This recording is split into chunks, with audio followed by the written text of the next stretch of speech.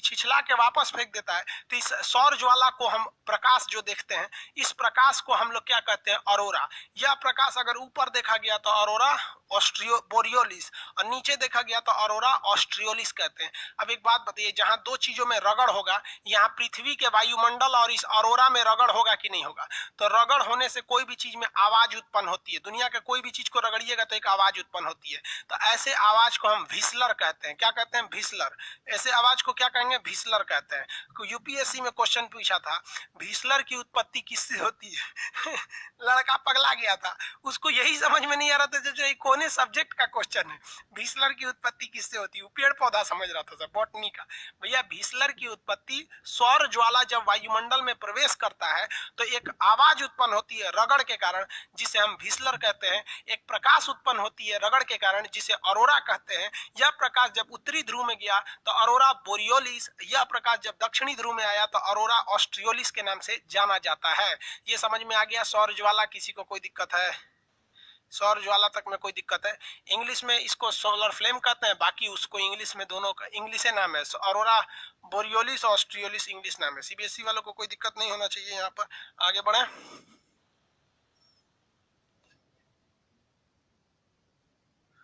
हो गया? एक कौन आदमी पूछ रहे हैं, अभय मिश्रा की क्या नाम है, कौन सा फोर्स है जो पूरे ब्रह्मांड को खींच रहा है? अभी इस फोर्स के बारे में किसी को पता नहीं है। जिस दिन पता हो जाएगा हम आपको बता देंगे कि पूरे ब्रह्मांड को कौन खींच रहा है। कौन सा फोर्स था जिसने खींचकर बिग बैंग थ्योरी को ब्लास्ट करा दिया? किसी को पता नहीं है। सौर फ्लेम में अंतर नहीं ना समझ में आ गया आप लोगों को? आगे देखते हैं।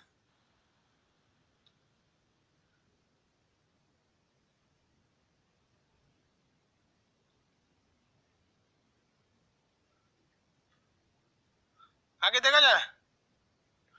प्लूटो को निकल दिया बकलोल। पहले सूरज पढ़ना, अब प्लूटो पढ़ना। सब कुछ कुछ ऐसे लड़के रहते हैं सब ना, जिनको देखिए लग जाता है इन सब का कबो रिजल्ट नहीं होगा। देखो चोट्टा को, उसको प्लूटो पूछ रहा है यहाँ पे। अभी सूरज पढ़ा ही नहीं, सूरज के बाद मरकरी पड़ेगा, फिर वीनस पड़ेगा, फिर अर्थ पड़ेगा, फिर यहाँ पे अभी उसको प्लूटो पूछ रहा है। वो सोच के आया है कि पूछना है, उसको ही समझ में नहीं आ रहा है चैप्टर क्या चल रहा है। कपड़ा के दुकान पे जाके कहेगा मछली मिलेगा, तो क्या कहेगा? पगले ना है बेवकूफ कहीं का। सन वाला चैप्टर चल रहा है, प्लूटो पूछ रहा है। अरे लोल कहीं का। चलिए अब यहाँ देखिए, ये तो हो गया, यहाँ पे चला गया, ये एक अलग टर्म्स था, इससे हो गया। अब किसी भी चीज के कुछ प्रॉफिट और कुछ लॉस होते हैं, उसी तरह से ये सौर ज्वाला के हमसे कुछ लॉस हो जाते हैं। लॉस क्या हो जाता है देखिए ध्यान से। पृथ्वी पर जितने मोबाइल टावर वगैरह काम करते हैं ना, जब सोलर ज्वाला उत्पन्न होती है ना यहाँ पर, तो ये काम अच्छा से नहीं करते हैं, ये डिफ्लेक्ट करने लगते हैं। तो पृथ्वी पर संचार माध्यम में दिक्कत आता है, पृथ्वी का तापमान में वृद्धि होने लगता है, पृथ्वी के वायुमंडल में जो होते हैं ना घर्षण के कारण एक अतिरिक्त ध्वनि उत्पन्न होने लगता है। लेकिन इसमें सबसे बड़ी बाधा जो आती है टेलीकम्युनिकेशन में। जब कभी भी सौर ज्वाला आएगा इधर से और यहाँ से गुजरेगा ऑरोरा से, तो यहाँ पे जो मोबाइल नेटवर्किंग है गड़बड़ होने लगता है। और ये कब आता है ऐसा जनरली पता नहीं चलता है, आते रहता है। तो फोन करिए इसको तो लग जाएगा कोनो और को, तो ये डिस्टरबेंस होने लगता है। इसी को हम लोग कहते हैं कम्युनिकेशन फॉल्ट। ये कम्युनिकेशन फॉल्ट किस वजह से होता है? सौर ज्वाला जब पृथ्वी पे एंट्री मार जाती है तब ये सौर ज्वाला। समझ में आ गया कि नहीं?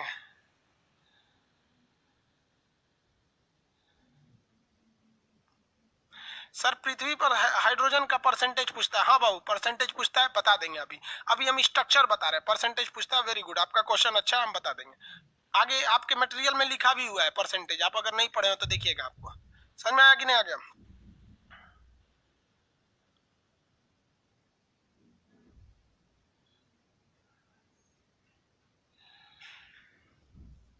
चलो भाई देखो, पता नहीं क्या क्या लिखता है।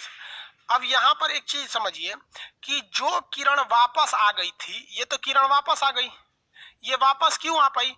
क्योंकि इसके पास एनर्जी कम था और इसके पास एनर्जी ज्यादा था, इसलिए भाग गया। क्या हो गया? भाग गया। जैसे देखिएगा कोई आदमी ना मुर्गी उर्गी पाला रहता है या खरगोश या कोई जानवर पाले हैं, उसको पकड़ने जाइएगा ना तो कुछ जिसके पास तेज भागता है सो भाग जाता है, जो कमजोर रहता है सो पकड़ा जाता है।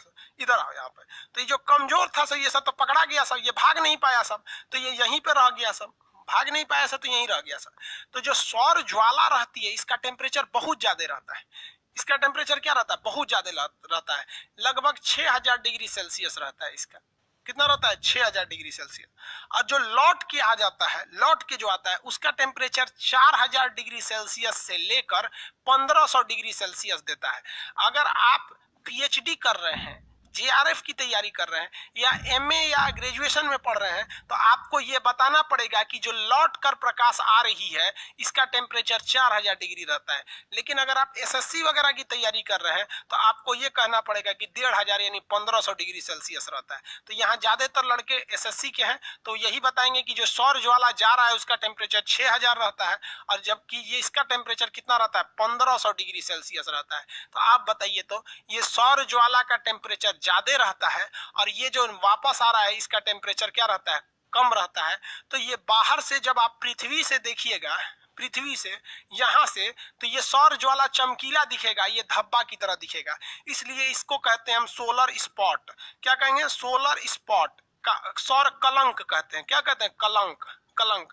पृथ्वी पर से देखने के कारण, जब आप पृथ्वी से देखेंगे दूरदर्शी के द्वारा तो सौर ज्वाला तो चमकीला दिखेगा, लेकिन जहां से वो लौटा है उसका टेम्परेचर कम है।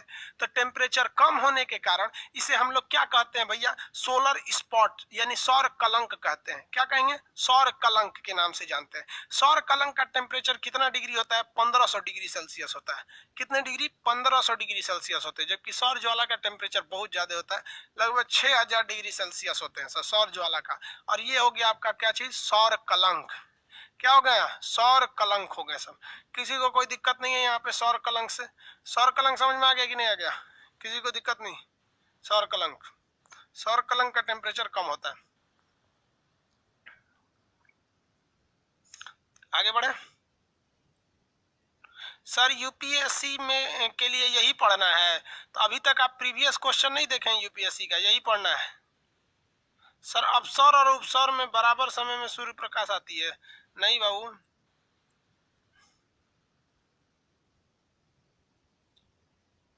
सोलर मैक्सिमस और मिनिमस क्या होता है आगे बताएंगे अभी।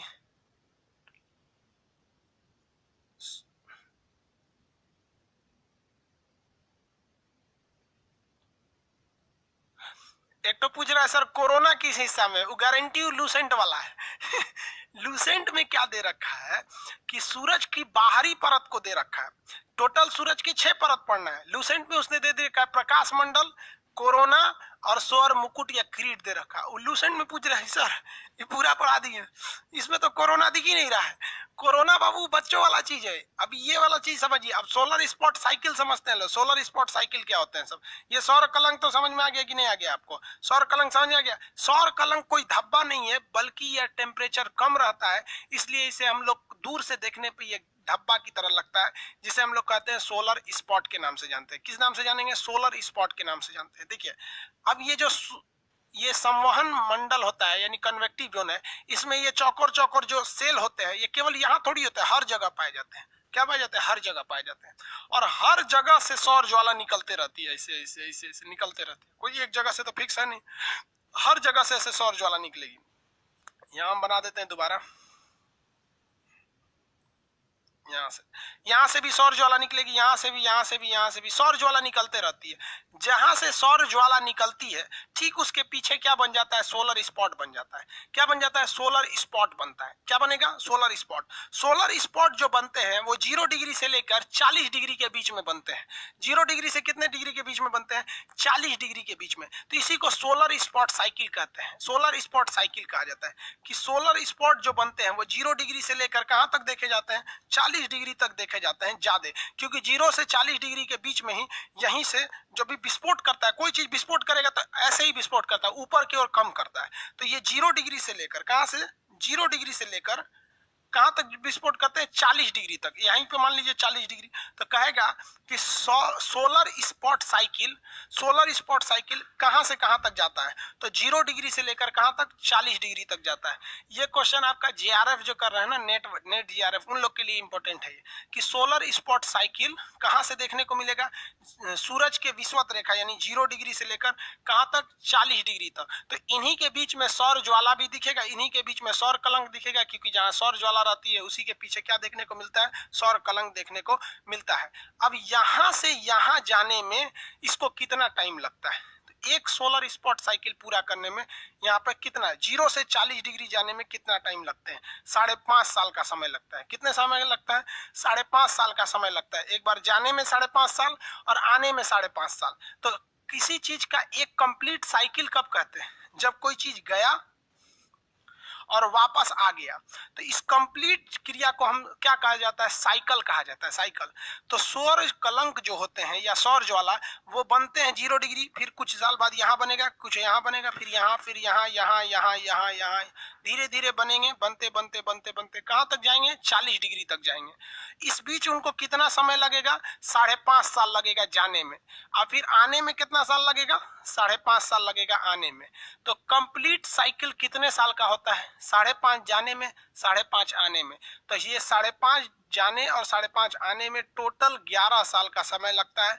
क्वेश्चन कहेगा सोलर स्पॉट साइकिल कितने साल का होता है, तो वह 5.5 प्लस 5.5, एक बार जाने में एक बार आने में 11 साल का होता है। कितने साल का होता है, 11 साल का होता है सोलर स्पॉट साइकिल, 11 साल का। कितने डिग्री तक होता है सोलर स्पॉट साइकिल, तो 0 डिग्री से जाता है और 40 डिग्री के बीच में यह सोलर स्पॉट साइकिल देखे जाते हैं। यानी 0 डिग्री और 40 डिग्री के बीच में जितना ग्रह आएंगे सब, उन पर ये वाली ऑरोरा ओरियोलिस, ऑरोरा बोरियोलिस जैसी घटनाएं देखने को मिलेंगी। समझ में आ रहा है कि नहीं आ रहा है, किसी को कोई दिक्कत है?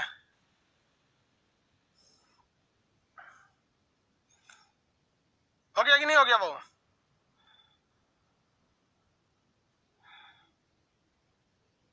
किसी को कोई दिक्कत नहीं ना, आगे बढ़ जाए। चलिए देखिए ध्यान से, एक बार क्वेश्चन आया था कि सोलर इवेंट किसे कहते हैं, सोलर इवेंट किसे कहा जाता है। तो 100 बार जब ये साइकिल घूम जाता है, 100 बार जब ये साइकिल क्या हो जाता है, घूम जाता है, तो उस घटना को हम लोग एक सोलर इवेंट कहते हैं। तो एक कंप्लीट साइकिल को हम लोग सोलर साइकिल कहते हैं। 5.5 साल में गया, 5.5 साल में आया, यानी 11 साल बराबर एक सोलर स्पॉट होता है। सोलर स्पॉट कितने साल का हो गया, 11 साल का। और अगर ऐसे ऐसे 100 साइकिल घूम गए तो उसे क्या कहेंगे, सोलर इवेंट। तो सोलर इवेंट में कितने साल होते हैं, 1100 साल। 1100 साल का क्या होता है, एक सोलर इवेंट होता है। नहीं समझे लोग, देखिए दोबारा समझिए। सोलर स्पॉट बनता है 0 डिग्री से 40 डिग्री के बीच में। यहाँ बनते बनते इसको यहाँ तक पहुंचने में 40 डिग्री पर 5.5 साल लगा, वापस आने में 5.5 साल लगा, यानी टोटल एक साइकिल कंप्लीट करने में उसे कितना साल लग गया, 11 साल लग गए सब। और ऐसे ऐसे 100 साइकिल को हम लोग सोलर इवेंट कहते हैं। तो दो ही क्वेश्चन हो सकता है कि एक सोलर इवेंट में कितने साइकिल होते हैं, तो 100 साइकिल होते हैं। या फिर पूछ देगा कि एक सोलर इवेंट में कितने समय होते हैं, यानी कितना साल होता है, तो भैया 100 में 11 का गुणा कर दीजिए, 1100 साल का एक सोलर इवेंट होता है।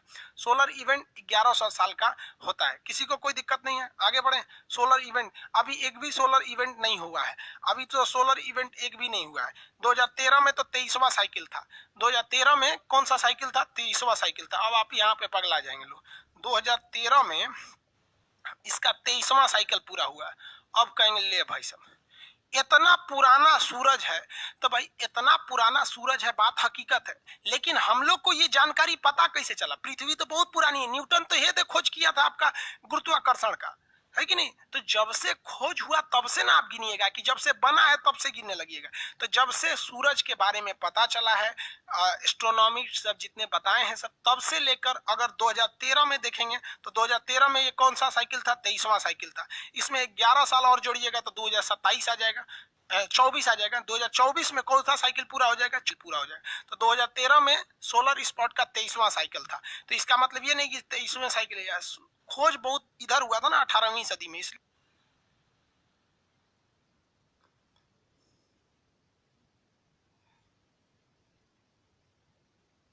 बफरिंग कर रहा है।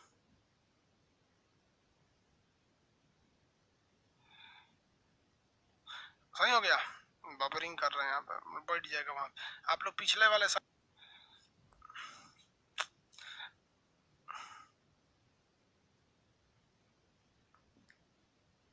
सर ये 40 डिग्री ही क्यों होता है भाई, 40 डिग्री क्यों होता है, देखिए ध्यान से।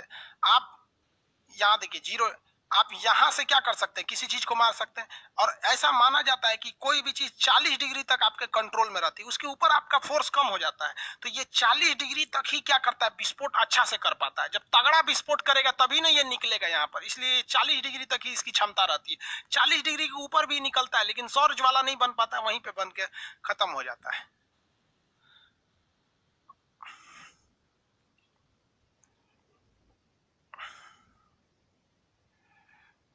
हो गया। चुंबकीय झंझावात क्या होता है आगे पढ़ाएंगे बाबू, अभी इसमें अभी चुंबकीय मैग्नेटिक आर्क अभी बताएंगे।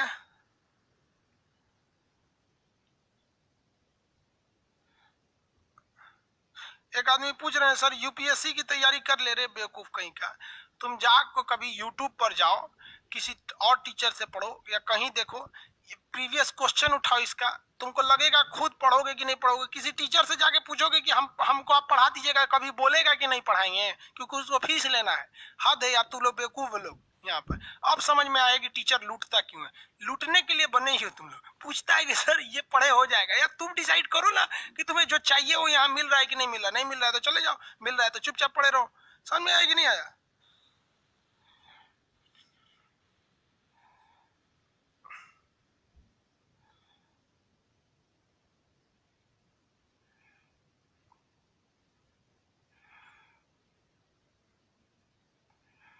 धूमकेतु क्या होता है बेवकूफ कहीं का। धूमकेतु अभी सूरज पे चुपचाप रहो यहाँ पे। धूमकेतु सब एक के दिन पढ़ेगा सब, सूरज पे बस यहाँ रहना है आप लोग। यहाँ समझ में आ गया आप लोग को सोलर स्पॉट साइकिल यहाँ पर। अब सोलर स्पॉट साइकिल के बाद आपका आता है यहाँ देखिए, सन स्पॉट साइकिल 11 साल का होता है, 0 डिग्री से 4 डिग्री के बीच में होता है। 100 सोलर इवेंट को 100 सोलर स्पॉट साइकिल को एक इवेंट बोला जाता है। अब आता है आपका मैग्नेटिक आर्क। मैग्नेटिक आर्क चुंबकीय झंझावात, मैग्नेटिक आर्क। इसके बाद आता है आपका फोटोस्फीयर। फोटोस्फीयर ये लूसेंट डूसेंट में दिया है फोटोस्फीयर। उसके बाद आता है क्रोमोस्फीयर। क्रोमोस्फीयर उसके बाद आता है कोरोना। कोरोना कोरोना ये ग्रहण के समय दिखता है। कोरोना समझ में आ गया कि नहीं। कोरोना बीमारी नहीं, ये ग्रहण के समय। सूरज में अब ये चीज बच गया पढ़ाने के लिए, समझ में आ गया। कोई दिक्कत नहीं, आज जितना पढ़ाएं उतना के लिए आज ही रहने दीजिए, इसको कल पढ़ाएंगे क्योंकि बैकएंड सर्वर पे लोड बहुत ज्यादा हो गया। बैठ जाएगा ना, फिर बैठ गया तो फिर अगला क्लास डिस्टर्ब हो जाएगा। बैकएंड पर कितना लोड है, ज्यादा का लोड है बैकएंड पे। चलिए आज के लिए इतना ही रहने देते हैं। रीजन क्या है कि सूरज के 2 पार्ट होते हैं, देखिए ध्यान से। हम आपको अंदर का पार्ट बता दिए, कोर बता दिए हैं, ये रेडिएटिव जोन बता दिए हैं, और क्या बता दिए हैं, ये कन्वेक्टिव जोन बता दिए हैं। अब बच गया है बाहर का जोन। क्या बच गया, ये बाहर का जोन, ये वाला, ये हो गया फोटोस्फीयर। क्या हो गया भैया, ये फोटोस्फीयर हो गया, हो गया। और उसके बाद अगर देखेंगे तो ये क्रोमोस्फीयर हो गया। क्रोमोस्फीयर हो गया यहाँ पर, समझ में आ गया कि नहीं आ गया। अब उसके बाद जब ग्रहण लगेगा तब हो जाएगा कोरोना। बिना ग्रहण के तो कोरोना दिखेगा नहीं, ग्रहण लगेगा तब कोरोना हो जाएगा। तो सूरज के 2 पार्ट होते हैं ना यार, बाहर वाला ही तो हमें दिख सकता है। आपको हमारा क्या दिख सकता है, चमड़ा दिख सकता है, बाल दिख सकता है, अंदर का किडनी गुर्दा थोड़े दिखेगा। तो ये जो अंदर का चीज तो हम पढ़ा दिए, किडनी गुर्दा। अब बाहर से सूर्य को पढ़ा देंगे, इसमें एक हो जाएगा कोरोना, एक हो जाएगा ये फोटोस्फीयर, कोरोना, क्रीट, ये सब चीजें इसको कल बताएंगे क्योंकि ये सूर्य का बाहरी परत है। कल सूर्य को कंप्लीट कर देंगे कि कितने इसमें हाइड्रोजन का परसेंटेज, कितना हीलियम का। उसके बाद ग्रहों को बताएंगे। जब सारा ग्रह कंप्लीट हो जाएगा ना, देखिए ये हो गया ना, इसके बाद क्या बताएंगे, ग्रह। ग्रह जब सारे ग्रह हो जाएंगे ना तब उपग्रह बताएंगे। उपग्रह, उपग्रह जब उपग्रह हो जाएगा ना तब उल्का पिंड, उल्का पिंड उसका हो जाएगा तब धूमकेतु, धूमकेतु। उसके बाद बताएंगे बौना ग्रह, बौना ग्रह। इसमें आता है प्लूटो, इसमें आता है प्लूटो। अभी आप लोग बाबू यहाँ पे हो लोग, जब ये हो जाएगा तब ग्रह, ये सब। आज के लिए इतना ही, अगला क्लास कल देखेंगे लोग। जय हिंद।